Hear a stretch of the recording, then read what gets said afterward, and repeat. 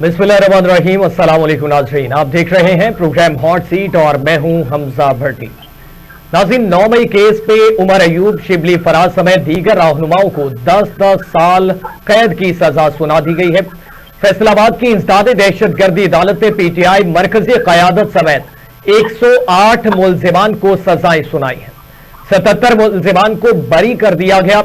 अदालत के अंदर और बाहर सिक्योरिटी के सख्त तरीन इंतजाम भी किए गए। इसको ज़ेर बहस लाएंगे कि 9 मई का जो वाकया है वो पाकिस्तान तहरीक इंसाफ से दूर होता हुआ नजर नहीं आ रहा है। पाकिस्तान तहरीक इंसाफ उसमें दोषी है और इस पे हम हालिया कुछ दिनों से ये चीजें देख रहे हैं कि पाकिस्तान तहरीक इंसाफ के बहुत सारे रहनुमा जो है, पार्लियामेंटेरियन जो है, उनको इनके सजा भुगतने के बायस जो है वो असेंबली से अलहदा होना पड़ रहा है और वहां पे इलेक्शन के हवाले से जो है वो चीजें भी सामने आती हैं। तो पाकिस्तान तहरीक इंसाफ 5 अगस्त के हवाले से तहरीक का भी ऐलान कर रखा है पाकिस्तान तहरीक इंसाफ ने, और बानी पीटीआई की जानिब से ये वाज़ेह तौर पर कह दिया गया है कि 5 अगस्त को तहरीक चलेगी।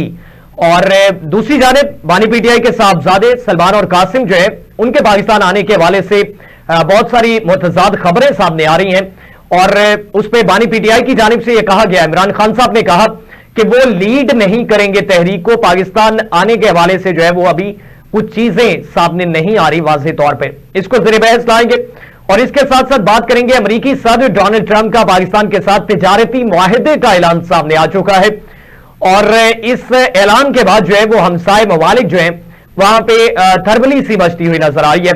तफसीली रिपोर्ट के मुताबिक कहा यह जा रहा है कि मुनासिब वक्त पर दुनिया के सामने रखा जाएगा कि यह मुआहिदा क्या है।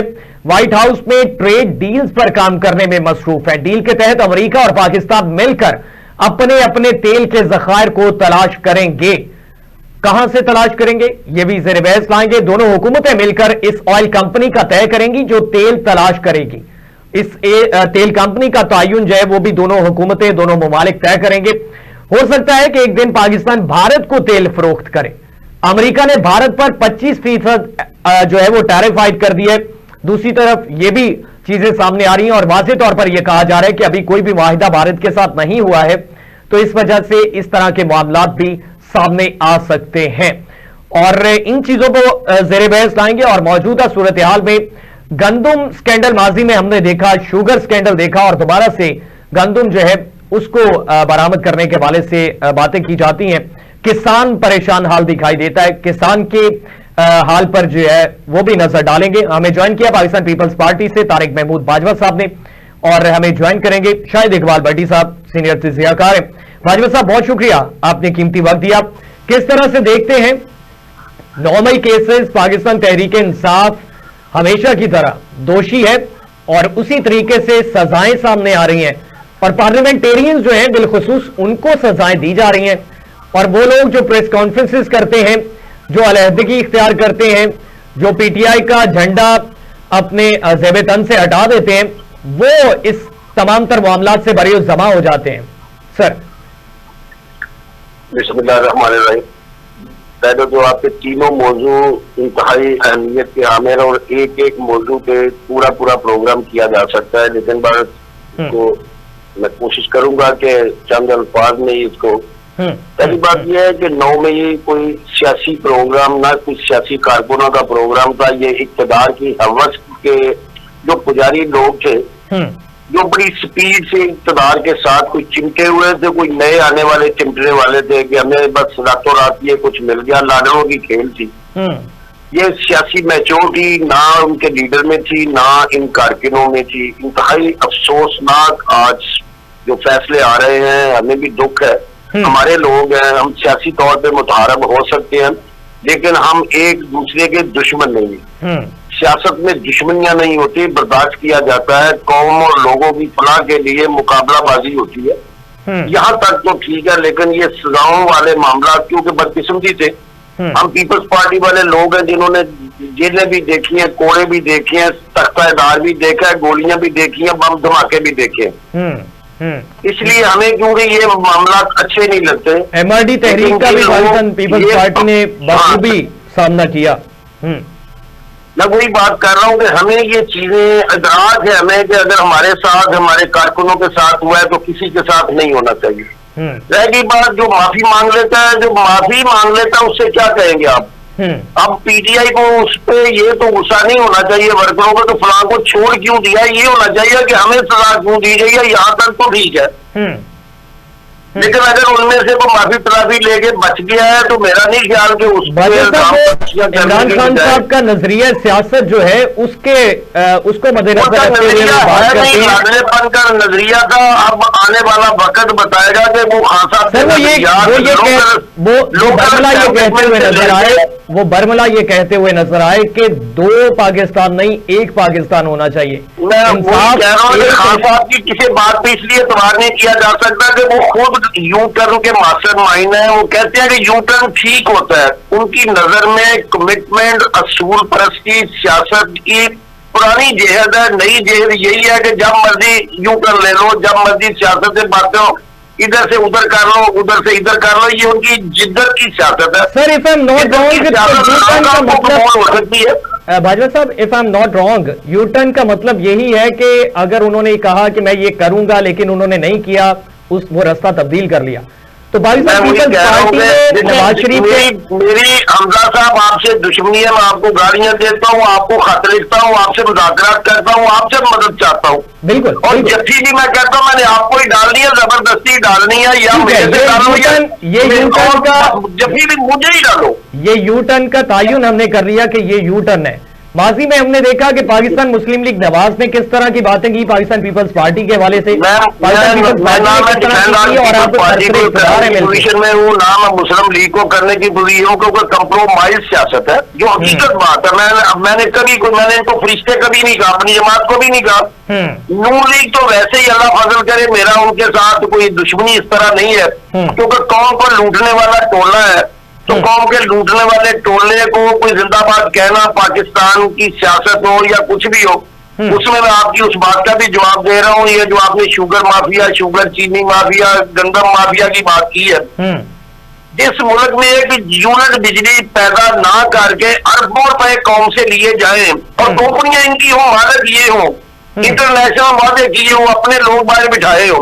हम पीपल्स पार्टी के 8 वाले दौर में $4.5 पे जो गैस का वादा था वो उस वक्त के इफ्तिखार चौधरी ने खत्म कर दिया। उसके बाद $45 में मिला, फिर खान साहब के दौर में वो $52 पे गया, जो भी 30 तक हमने भुगत रहे हैं LNG का।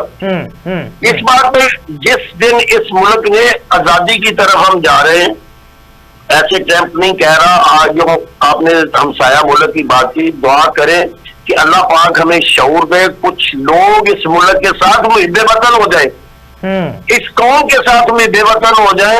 अगर ये अशराफिया के जो लोग हैं, इनमें 5% इस मुल्क के साथ मुखलस हो जाए जानबदारी से, ना कोई माफिया बचेगा ना कोई बचेगा। 5% भी नहीं है। कोई स्टैब्लिशमेंट है, कोई जुडिशरी है, कोई सियासतदान है, कोई MNS है, जानबदारी से हम 5% भी इस कौम के साथ सिंसियर नहीं है।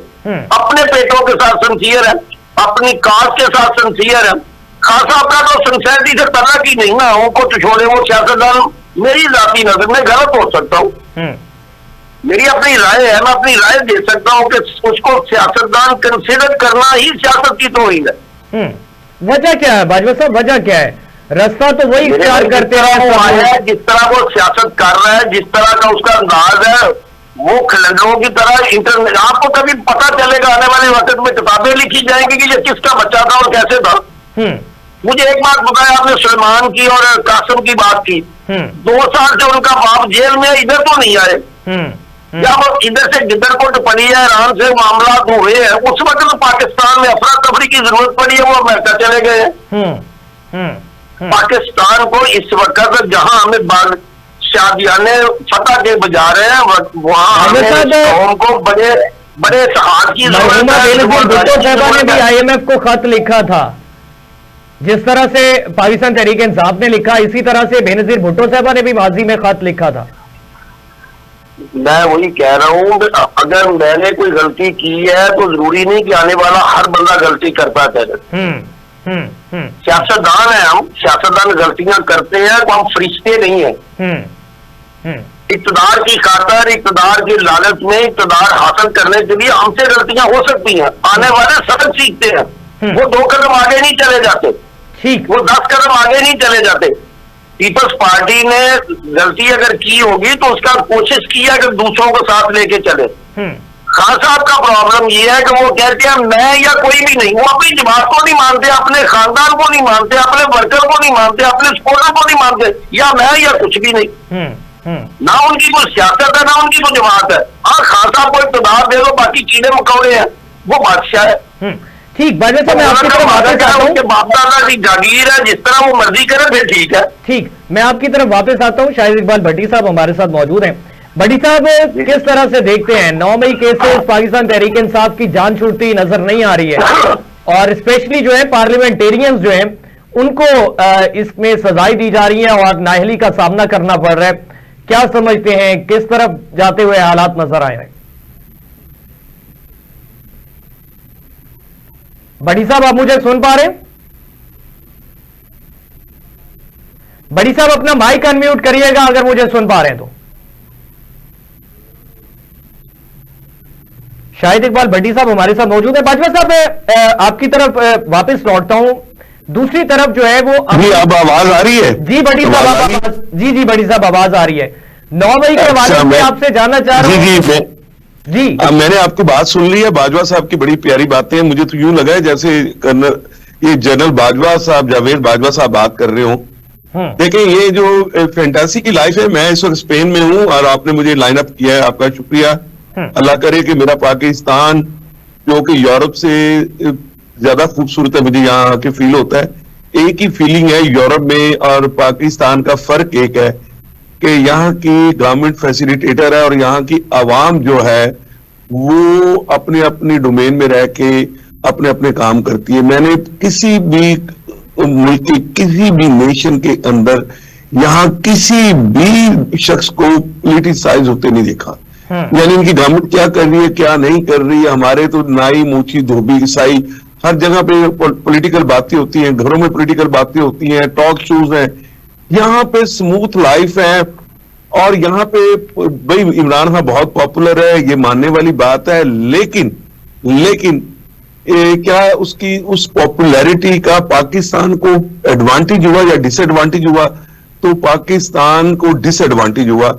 यहाँ पे हर शख्स, पूरे यूरोप पे मैं 11 मुल्कों में जा चुका हूं और हर जगह मुझसे इमरान खान का पूछा जाता है और उसको विक्टिम कार्ड के तौर पर। ये सिर्फ पाकिस्तानी नेशन नहीं मान रही, ये अदर नेशंस भी मुझसे यही क्वेश्चन करती हैं। जी भट्टी साहब, आप टेलीविजन पे वहां पे प्रोग्राम करते हैं, आप एनालिस्ट हैं, आप फाइनेंशियल एक्सपर्ट हैं, आप बताएं पाकिस्तान, भाई पाकिस्तान की बात करनी छोड़ दें। पाकिस्तान भी इसी दुनिया का खित्ता है। यहाँ के मुमालिक कितनी तरक्की कर चुके हैं। अब वहां पे अगर मोटरवे को तरक्की का नाम दिया जाता है या वहां पे इनकम सपोर्ट प्रोग्राम को बेनजीर के नाम को अगर तरक्की का नाम दिया जाता है या शौकत खानम को नाम दिया जाता है, तो मैं कहता हूं कि पाकिस्तान में सर शौकत खानम सरकारी सिचुएशन में तो नहीं, वो तो प्राइवेट में कंसीडर होता है। हमजा मेरी बात को सुन ले।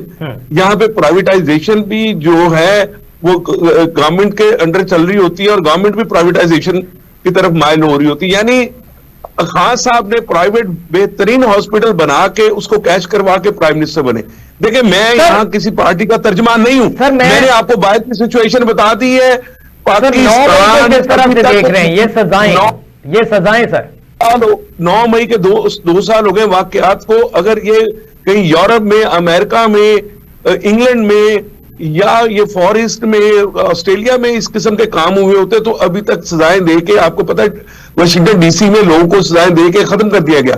इसको लटकाने का जवाब नहीं बनता था। अगर 9 मई के वाकयात में 2 सालों के बाद सजा क्यों नहीं हो रही, 2 माह के बाद सजा क्यों नहीं हुई, और अगर सजाएं बनती हैं, सजाएं दे के काम को खत्म करके मुल्क को समूथ करें। भट्टी साहब, आप स्पेन में बैठे हैं, और आपके खिलाफ लाहौर में किसी इलाके में मुकदमा दर्ज हो जाए, आपको सजा दे के 10 साल के लिए नाअहल कर दिया जाए, कैसा महसूस होगा जमहूरी रवैया? ये मैं शायद भट्टी हूं, मैं कोई मोनस सलाई नहीं हूं कि मैं स्पेन में बैठा हूं।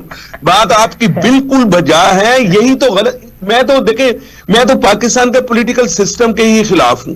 पाकिस्तान में जो इस्लाम है वो पूरी दुनिया में इस्लाम नहीं है, और जो पाकिस्तान की पॉलिटिक्स है वो पूरी दुनिया की पॉलिटिक्स नहीं है। पाकिस्तान एक अलग मखलूक है। वो दुनिया में एग्जिस्ट ही नहीं करती। यहां पूरी दुनिया में मेरा कुछ 16 साल बाद यूरोप का ट्रिप हुआ है। मैं अमेरिका, कनाडा, फॉरेस्ट घूमता फिरता रहा हूं, यूरोप नहीं आया।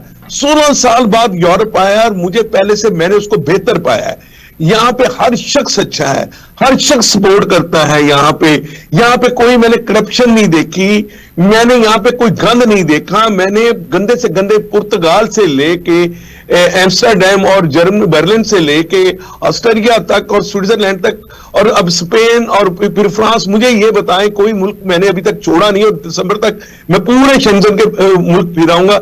लेकिन मुझे अफसोस हो रहा है कि पाकिस्तान में हर चीज, वही दरख्त हैं, वही परिंदे। हमारे तो यहाँ पे मज़ारों पे कहा जाता है ना, कबूतर आके सजदे कर रहे हैं। ओ यार, लानत इस किस्म के पाकिस्तानियों के उन ज़हनों पे। मैं माजरत चाहता हूँ, माफी चाहता हूँ पाकिस्तानियों से।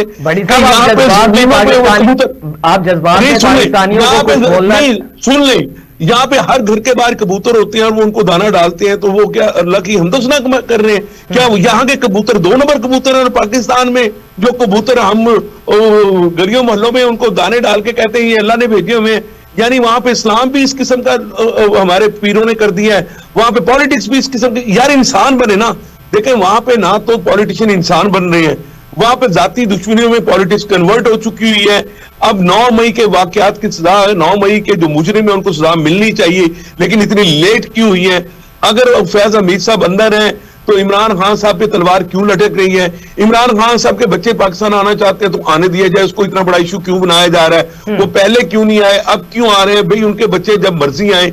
हाँ, इमरान खान साहब ने ये बातें खुद की थी कि बच्चों को पॉलिटिक्स में इन्वॉल्व नहीं होना चाहिए, तो उनको इन्वॉल्व। सर, अभी भी उन्होंने कहा है कि वो पॉलिटिक्स में नहीं आएंगे, वो मिलने के लिए आना चाहते हैं, सिर्फ मुलाकात के लिए। तो भी आ जाए, उसका बाप है, उसको इतना बड़ा इशू क्यों बनाया जा रहा है? और फिर कहा जा रहा है उनको अंदर कर दिया जाएगा। क्यों अंदर कर दिया जाएगा यार? वो ब्रिटिश नेशनल, उसको कैसे अंदर करेंगे? अच्छा, वो अमेरिका नहीं, वो यूएनओ में जाए। वो आपने जिस तरह से कह दिया, क्यों अंदर कर दिया जाएगा? BRT करप्शन केस रहा परवेज खटक साहब के पास ऊपर, पाकिस्तान तहरीक इंसाफ से मुंसलिक रहे, KP से लीड करते रहे, 9 मई में सरे फहरिस्त नजर आए, उनको मशीर बना दिया गया। क्यों मशीर बना दिया गया? हमजा इमरान खान को मास्टरमाइंड बना के अंदर किया हुआ है ना। सर क्यों मशीर दे दे? सर मशीर क्यों बना दिया उन्हें? नहीं, सुन तो ले। अगर इमरान खान को 2 सालों से अंदर किया हुआ है और एक हाइप क्रिएट कर दी है कि 5 अगस्त को पता नहीं दुनिया फिर एक नया 9 मई हो जाएगा, मुझे ये बताएं कि क्या 9 मई के बाद 10 मई नहीं आया? 10 मई को हमने जंग नहीं जीती, 28 मई वाले वाकयात। सर यानी हमारी कौम डिवाइड होगी। सर मशीर क्यों बना दिया गया? अगर एक तरफ सजाएं भुगत रहे हैं, एक तरफ लोग जेलों में आए, तो फिर मशीर क्यों बना दिया जाता है?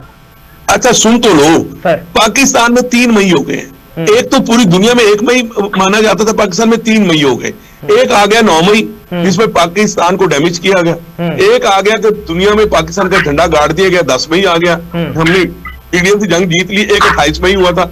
अब पाकिस्तान को ट्रक की बत्ती के पीछे 3-3 मईयों में लगा दिया। अरे 12 मई भी हुआ था 1998 में। लेकिन वो इतनी शिद्दत का नहीं था कि वर्ल्ड लेवल पे जाके उसको माना जाए। पे चढ़ाई करना इतनी शिद्दत का नहीं समझा जाता। ठीक है, नहीं सुन लो, मई में तो आपको पता है कि मई में वो बहुत कत्लो गारत भी हुई थी कराची में, आपको याद होगा वाकयात। लेकिन वो नेशनल लेवल के वाकयात नहीं बने। 3 वाकयात नेशनल लेवल के बने। 9 मई का वाकया नेशनल लेवल पे चला गया ना। यूएनओ में जा रहा है, फलां जा रहा है, इमरान खान के बारे में कहा जा रहा है भाई इमरान खान ने किया है तो इमरान खान को सजा दे के बात खत्म करो, पाकिस्तान को चलने दो। दूसरा था 28 मई। 28 मई को हम दुनिया को हमने दिखाया हम एटम बम बना लिया, फाइन जी, ठीक है। 10 मई को हमने इंडिया को जंग जो है ना वो फारिग कर दिया, राफेल गिरा दिया।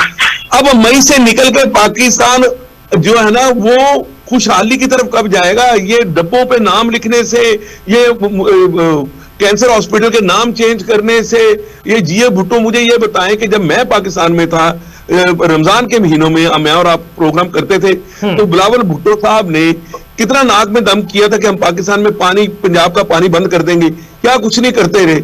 जब इनको मीठा मीठा होता है तो ये सारे खा लेते हैं, जब कड़वा आता है तो एक दूसरे को थूके फेंकना। यही मैं तो कह रहा हूं, पॉलिटिक्स चाहे पीटीआई की है, चाहे नून लीग की है, चाहे वो पीपल्स पार्टी की है, इन सारी पार्टीज को बैन होना चाहिए। और जो फील्ड मार्शल साहब बन गए हैं उनको 10 साल के लिए मुल्क को चलाना चाहिए। और वो चला मैं बाजवा साहब का मौक़िफ़ इस पे लेना चाहूंगा। बाजवा साहब ये तो सबको बैन करवाने पे लगे हुए हैं और कह रहे हैं कि फील्ड मार्शल ही सब कुछ संभाले। सर सच्ची बात यह है कि मैं भट्टी साहब की बात सुन नहीं सका क्योंकि शायद को प्रॉब्लम था आवाज का। तो उन्होंने क्या कहा है, किसी को बैन लगाने की इसलिए जरूरत नहीं है कि जो कंप्रोमाइज कर लेंगे वो इस सिस्टम में चलते रहेंगे। खान साहब जिस तरह सिस्टम में आए थे उनको उठा के 11 से, वो तो 97 से इसी सियासत के घोड़े थे, वो आहिस्ता आहिस्ता तैयार हुए, लेकिन टाइम लगा। जब ये समझा गया कि दोनों में ये बेहतर बच्चा है तो उस वक्त उसको रातों रात पाला गया, लाया गया, बना के उसको प्राइम मिनिस्टर भी बना दिया गया। बिलावल साहब कब बेहतर बच्चा बनेंगे? मैं जिसने भी बनना है उसी ने बनना है ना, अगर नहीं बनेगा तो नहीं बनेगा, इसमें तो उसी को दो राय है। अपकमिंग सिचुएशन तक बेहतर बच्चे बन जाएंगे या फिर अभी हम तो देखे, हमारे पास तो हम सकत भी नहीं ना रही लाशें उठाने की। बस करें, आप खुदा का खौफ करें, अगर एक बच्चा मारा है तो कम अज कम उसको सलामत रहने दें। इस मुल्क में देखें, नहीं हूँ मैं तो आने वाले वक्तों में आप भी और काफी दिनों से ये दुआ कर रहा हूँ आप सब मरीज को सलामत रखे, इसके लिए भी दुआ कर रहा हूँ। बड़ी साहब एक नुक्ता ऐड करना चाह रहे हैं। जी बड़ी साहब। बाजवा साहब, आपने मेरी आवाज नहीं सुनी, मैंने आपकी स्पेन में बैठ के सारी आवाजें सुन ली। आप जब ये कहते हैं ना कि हमने बड़ी लाशें उठाई हैं, सर इसमें शक नहीं है वैसे बड़ी साहब, सबको अल्लाह ताला महफूज रखे और जितनी जिंदगी होती है उसने वो गुजार के जानी होती है, वो अच्छे तरीके से गुजारे, बुरे तरीके से गुजारे, ये अमाल ऊपर जाके, हाँ बीइंग ए मुस्लिम हमारा ईमान है, देखा जाएगा। मुझे ये बताएं कि हम सलाबों में 2-2 लाशें उठ जाती हैं, ये जब किसी पॉलिटिशियन की बात हम करते हैं तो उसको हम नाउस बिल्ला उसको दर्जात के किस बुलंदियों तक ले जाते हैं। हमने बड़ी लाश, पाकिस्तान में तो अवाम रोजाना मर रही है। बड़ी जब कंपैरेटिवली उनको रिलेट किया जाता है सियासी खानदानों से कि और किसी सियासी खानदान में अल्लाह ताला सबको अपने इज्जो में रखे, लेकिन इस तरह की नवैयत नहीं देखी और इस तरह की मुसीबतें जो है वो उन पर नहीं आई। सुन ले, सबकी जिंदगी एक जैसी है, अगर जो भी इंसान है उसकी जिंदगी, चाहे वो बादशाह है चाहे वो गरीब है, सबकी जिंदगी एक है। अल्लाह सबको महफूज रखे, लाशों पे सियासत मत करें। जी बादशाह साहब, लाशों पे सियासत ना करें, भट्टी साहब कह रहे हैं, और क्यों इतना लाशों पे सियासत नहीं करता, मैं सिर्फ ये बात कर रहा हूँ कि अल्लाह पाक सलामत रखे आसिम मनीर को। देखिए, हमने ईरान के साथ मुआहदे किए जरदारी साहब ने अपने दौर में, जितना हमें सजा मिली उसका भी आपको पता है। अब अल्लाह ने हमें फतह दी है, इसमें तो कोई शक नहीं मिला। इसराइल और इंडिया मिलकर हमारे खिलाफ मुतहारब थे। हमने ईरान के साथ, हमें उनको दुआ दी, मदद दी, दुआ दी, उनकी इंटरनेशनल उनकी लड़ाई लड़ी। इसराइल के साथ हम मत भिड़े। सर हमने लड़ाई लड़ी, अल्लाह लड़ी है ना इंडिया के साथ, तो हमने लड़ी है ना, उधर हमने उनकी इखलाकी मदद की है। ईरान की आपने बात की सर, माजी में एक इस्लामी ममालिक ने एक फोर्स बनाई थी और पाकिस्तान के साबिक आर्मी का मंशूर था, उसको लेके आज ये रजीम चली है। 73 में अटैक हुए थे इसराइल पे, उसके बाद आज ईरान ने अटैक किए हैं। आपने जैसी भी उनको दुआ तो दी, उनकी इंटरनेशनल मदद की। ईरान हमें जिंदाबाद कह रहा है, क्यों कह रहा है ये आने वाला वक्त बताएगा, लेकिन इसके खमियाजे भी भुगतने पड़ने हैं। जो इंटरनेशनल माफिया है उसकी लड़ाई इतनी आसान नहीं है हमजा साहब, ये आप ज़हन में रखें। सर 5 तारीख को पाकिस्तान तहरीक, ये 5 की बातें बहुत छोटी है मेरे भाई, ये छोटी छोटी लड़ाइयां हैं, इनको हमें इग्नोर करना पड़ेगा आने वाले वक्त के लिए। पाकिस्तान को पाकिस्तान के अवाम को यही कहा जाता है कि ये 5 की लड़ाइयां जो है इन्हीं की वजह से पाकिस्तान के अवाम को रोटी सस्ती नहीं मिल रही, पेट्रोल सस्ता नहीं मिल रहा, घी सस्ता नहीं मिल रहा, ये माफिया है, ये इंटरनेशनल माफिया है जो कंपनियां बना के बैठे हैं, जो इस मुल्क को खा रहे हैं।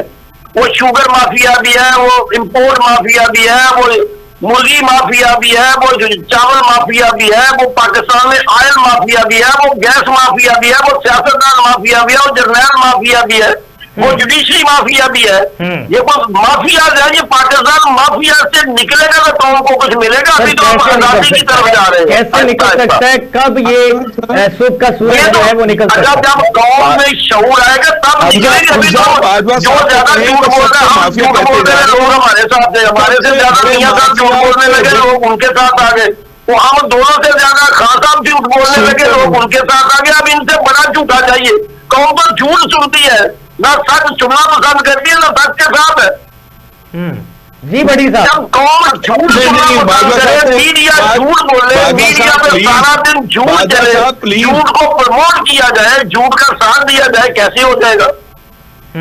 मौलवी सच ना बोले, मौलवी सच अमल ना करे, टीचर सीधी बात ना करे, ट्यूशन दे, एक एक बंदा डॉक्टर कातल हो, मेडिसिन 2 नंबर हो, हर एक माफिया को सपोर्ट कर रहा हो, तो आप एक सियासतदान को तो ना दे, गुनाहगार हम है सियासतदान। मैं इस बात में कभी इनकार नहीं करता, जिम्मेदार हम है। Sir policy makers definitely politicians हैं, कौन ने भी थोड़ा सा फैसले करने हैं, कौन उस तरफ जाएगी। ये जो सियासत चल रही है, इलेक्शन 5-5 साल बाद होते रहे, 2-3 इलेक्शनों के बाद खुद ब खुद इंशाल्लाह बोर्ड फैसला कौन करेगी। जी भट्टी साहब क्या कहना चाह रहे हैं? बाजवा साहब खुदा के लिए 20 साल हो गए हैं, चौथा इलेक्शन हो गया है। ये गर्दान जो है ना कि एक दफा ट्रांसफॉर्मेशन आएगी, अगले 5 साल असेंबली, और 5 सालों में जो मुल्क का बेड़ा गर्क करके जो बजट दे के, आप मुझे ये बताएं कि यहाँ पे तो कंस्ट्रक्शन के काम में मैंने जब चेक किया कि कंस्ट्रक्शन कैसे होती है, यहाँ पे पर स्क्वायर फीट के हिसाब से उनको रोजगार दिया जाता है जो कंस्ट्रक्शन का काम करते हैं। अच्छा जी, पर आर के हिसाब से उनको दिया जाता है। पाकिस्तान में हर काम में आप कह रहे हैं हर बंदा माफिया, जर्नैल माफिया बना दिए, जज माफिया बना दिए। आपने एक दफा नहीं कहा कि सभी माफियाज के पीछे पॉलिटिशियन का हाथ है, उनके आगे भी पॉलिटिशियन, उनके पीछे एडमिट कर रहे हैं। बड़ी साहब एडमिट किया बाजवा साहब ने कि मेन असल जिम्मेदार हम हैं, लेकिन ये सारी डोमेन में लोग कसूरवार हैं। मतलब मुझे ये बताएं कि एक पॉलिटिशियन जिसको अपना घर नहीं चलाना आता, जिसका अपनी बेगम के साथ सुलह सफाई नहीं है, वो 4-4 और वो कर बैठता है। शुगर मिलें बड़े अच्छे तरीके से चला रहे हैं और टॉप नंबर 3 में आ रहे हैं। नहीं सुन तो ले, मैं मोस्टली पॉलिटिशियन की बात करता हूं। उनके बच्चे क्या कुछ नहीं कर रहे होते, तो वो क्या आके मेरी और आपकी रेक्टिफिकेशन करेंगे? छोटा भाई था FIA में शुगर माफिया की वजह से नौकरी से घर चला गया है। बड़ी साहब सुन रहे हैं? और सर मैं तो कह रहा हूं कि चलें, ये तो एक मिसाल है ना। आप ही आपके चैनलों में रोज आते हैं, लेकिन कोई नहीं सुनता। माफिया है, माफिया का इधर माफिया ही है, माफिया के कब्जे ही है। आप पॉलिटिशियन को उसका हिस्सा समझे, वो भी they are the part of the mafias, क्योंकि पॉलिटिशियन की लड़ाइयों की वजह से मुल्क यहां तक पहुंचा है। पॉलिटिशियन अगर ठीक होते और सर्विस टू द ह्यूमैनिटी पे पॉलिटिक्स कर रहे होते, ग्रैबिंग ना करते, कमीशन ना खाते ओहदों के लिए, मुझे ये बताएं क्या किसी ने डाला बंद कर दिया पाकिस्तान में? क्या आप बड़ी गाड़ियां चलाना बंद कर दी हैं? क्या पॉलिटिशियन के घरों पे छापे मार के पता किया जाए इनके 6-6 कनाल के और इनके गोल्ड प्लेटेड घर कहां से आए हैं? कि ना ये पढ़े लिखे हैं, ना इनको अपने पोर्टफोलियो का पता है पॉलिटिशियन को। चले आप फौजियों को जितनी मर्जी गालियां दे रहे हैं, ब्यूरोक्रेट्स को गालियां दे लें, कम से कम वो कोई ना कोई क्वालिफिकेशन के साथ आते हैं। 90% पॉलिटिशियन की कोई क्वालिफिकेशन नहीं है। जो पोर्टफोलियो किसी मिनिस्टर के पास है उसको पता नहीं है, फिर उसको पोर्टफोलियो दे दिया जाता है। तो मुझे ये बताएं उसकी बात कौन मानेगा? कौन मानेगा उसकी बात जिसका डोमेन ही नहीं है? बड़ी साहब टाइम चूंकि कम है, बिजनेसमैन है। बड़ी साहब टाइम चूंकि कम है, थोड़ी सी अच्छी बातें कर लें। अमरीकी सदर की जानिब से जो माहिदे का ऐलान किया गया है, पाकिस्तान के साथ तजारती माहिदे का ऐलान किया गया, उसको किस तरीके से देखते हैं? खुशाइंद चीज समझी जा रही है और इसमें डोनाल्ड ट्रंप की जानिब से बजाते खुद इस चीज की जो है वो क्लियरेंस, वजाहत की गई और ट्वीट किया गया है।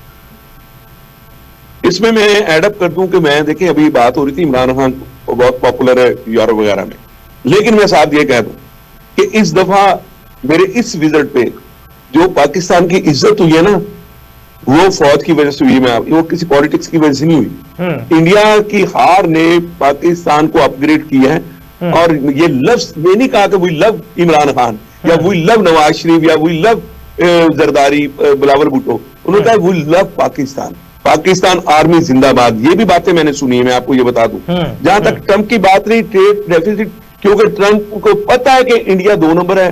ट्रंप खुद एक बिजनेसमैन है, उसको पता है कि Pakistan the land of opportunity है।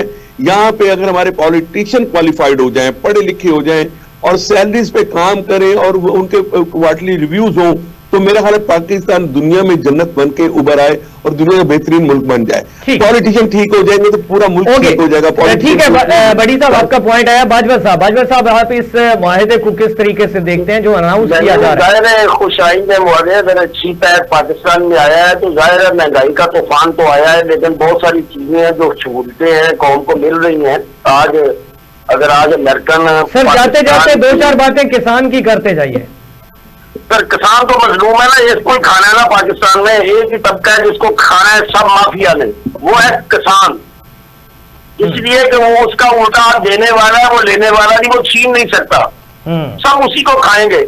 ये जितने माफिया हैं सियासतदान समेत सब सियासतदान, ब्यूरोक्रेसी, सियासतदान, एस्टेब्लिशमेंट, मिल वाला, डॉक्टर, इंजीनियर, ये एक तबका है जिसको खाते हैं, उसका नाम है किसान। वो मजलूम है, उसकी दादाजी सिर्फ हमला करता है, ये नहीं करते, ये करेंगे भी नहीं, ये दुश्मन है सब पूरी दुनिया में। बाकी थोड़ा बहुत उसका एहसास करते हैं, हमारे तो कातिल है इस किसान के।